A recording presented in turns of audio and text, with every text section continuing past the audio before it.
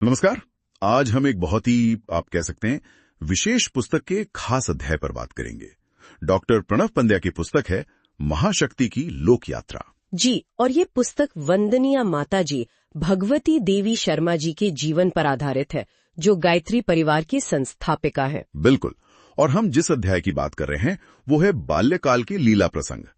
इसमें उनके बचपन की कुछ अद्भुत घटनाओं का जिक्र है। ये पुस्तक ब्रह्म वर्चस्व द्वारा संपादित है और कहा गया है कि इसमें जो भी लिखा है वो मतलब देखी, सुनी, महसूस की गई सच्ची घटनाओं का एक संग्रह है। हाँ, एक भावपूर्ण संकलन। और ये समझना जरूरी है कि बचपन की ये बातें अक्सर किसी के आगे के जीवन की नींव रखती हैं, है ना? सही कहा। तो हमारा उद्देश्य यही है कि वंदनीय माताजी के बचपन की उन खास बातों को समझें जिनसे उनके असाधारण व्यक्तित्व की एक झलक मिलती है।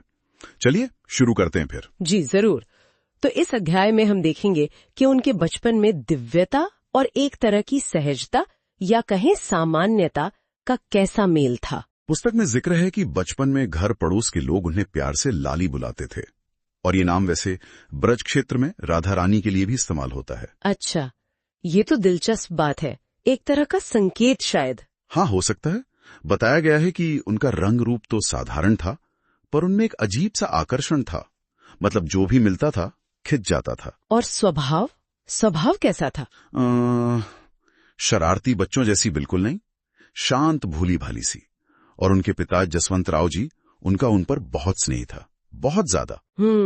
तो ये शांत स्वभाव और ये आकर्षण साधारण होते हुए भी ये किसी अंदरूनी दिव्यता की तरफ ही इशारा करता है ना? मतलब कोई बाहरी चमक दमक नहीं, बल्कि भीतर की बात। हाँ, ऐसा ही लगता है। फिर देखिए, केवल 4 साल की थी वो जब उनकी माँ राम प्यारी जी, उनका देहांत हो गया।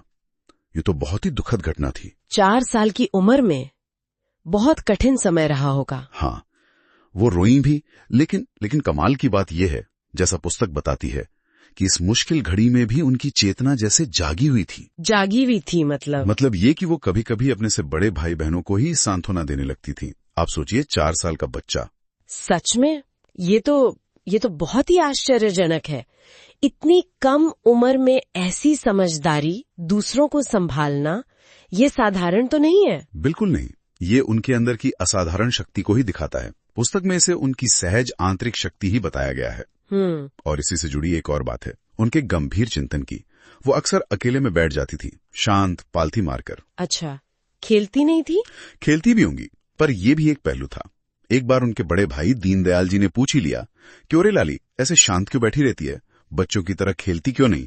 तुझे देखकर तो लगता है जैसे दुनिया भर का बोझ तेरे ही सिर पर है। और उन्होंने क्या कहा उस उम्र में? उन्होंने बड़ी गंभीरता से जवाब दिया, हाँ, सो तो है। सारी दुनिया का भार मुझ पर नहीं तो और किस पर होगा? क्या बात है। ये जवाब तो हिला देने वाला है। उस उम्र में ऐसी बात। हाँ, सब हैरान रह गए थे सुनकर। ये सिर्फ कोई भविष्य का आभास नहीं लगता, ये शायद उस चेतना का, उस जिम्मेदारी के एहसास का पहला संकेत था, जो आगे चलकर उन्होंने निभाया। सही कह रही हैं आप। उस समय शायद किसी ने इस बात की गहराई न समझी हो, पर ये उनके भावी जीवन की एक झलक थी। बिल्कुल। और देखिए, इस गंभीरता के साथ साथ कुछ ऐसी घटनाएं भी हैं जिन्हें हम अलौकिक कह सकते हैं। जैसे? उनकी भाभी थी, दीनदयाल जी की पत्नी। वो वंदनीय माताजी से बहुत स्नेह करती थी और उन्हें किसी देवी जैसा मानती थी। अच्छा। तो एक बार हुआ यूं कि भाभी अपने पिता के आने का इंतजार कर रही थी। वो आए नहीं तो भाभी चिंता में पड़ गई। स्वाभाविक है। पर वंदनीय माताजी ने बिना किसी के कुछ कहे उनकी चिंता समझ ली और उनसे कहा, आप इसलिए परेशान है ना कि पिताजी नहीं आए? अरे, उन्होंने खुद ही पूछ लिया? हाँ, और फिर बोली उन्हें तेज बुखार आ गया था, इसलिए नहीं आ सके। चिट्ठी लिखी थी, पर वो देर से मिलेगी। पर चिंता मत करो, वो आज चलने की तैयारी कर रहे हैं, कल आ जाएंगे और चिट्ठी भी आज ही मिल जाएगी। और क्या सच में ऐसा हुआ? जी हाँ, बिल्कुल वैसा ही।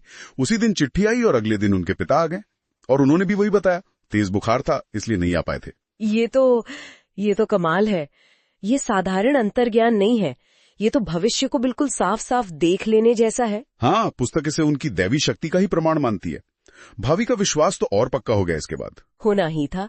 ये घटना उनके जीवन के अलौकिक पक्ष को उजागर करती है। पर ऐसा भी नहीं था कि वो बस गंभीर या अलौकिक बातों में ही रहती थी। बचपन के खेल भी खेलती थी। अपनी भाभी और बड़ी बहन के साथ गुड़िया गुड्डे का खेल उन्हें बहुत पसंद था। अच्छा, सामान्य बच्चों की तरह? हाँ बिल्कुल, गुड़िया सजाना, उनकी शादी करना, फिर गुड्डे का बीमार पड़ जाना, वैद्य को बुलाना, जड़ी बूटी पीसना, ये सब चलता था और पूरा परिवार उसमें शामिल होता था खुशी खुशी। तो मतलब सामान्य बचपन की झलक भी थी। लेकिन पुस्तक ये भी कहती है ना कि इन खेलों में भी कभी कभी उनकी दिव्य लीला दिख जाती थी। हाँ, ऐसा जिक्र है कि खेल खेल में ही कोई गहरी बात, कोई गहरा भाव प्रकट हो जाता था। तो ये दिखाता है कि उनका बचपन साधारण अनुभवों और असाधारण संकेतों का एक मिला जुला रूप था।